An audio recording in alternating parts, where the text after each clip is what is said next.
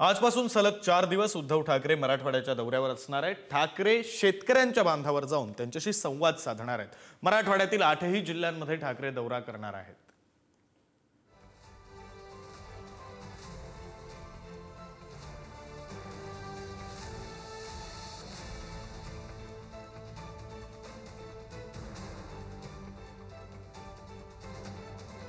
उद्धवजी ठाकरे यांचा मराठवाड्यातला दौरा हा शेतकऱ्यांसाठी नाही तर स्वतःचं राजकीय पीक घेण्यासाठीचा हा दौरा आहे। नौटंकी करण्यासाठी उद्धवजी ठाकरे हा दौरा करतायत। स्वतःचं राजकीय पीक घेण्यासाठी मराठवाड्याच्या बांधावर उद्धवजी ठाकरे जात आहेत। खरं तर मुख्यमंत्री असताना मराठवाड्याचा दौरा केला नव्हता, मुख्यमंत्री असताना मदत केली नव्हती, मंत्रालयामध्ये बसून होते आणि आज मात्र राजकीय फायदा मिळावा यासाठी ते मराठवाड्याचा दौरा करतायत।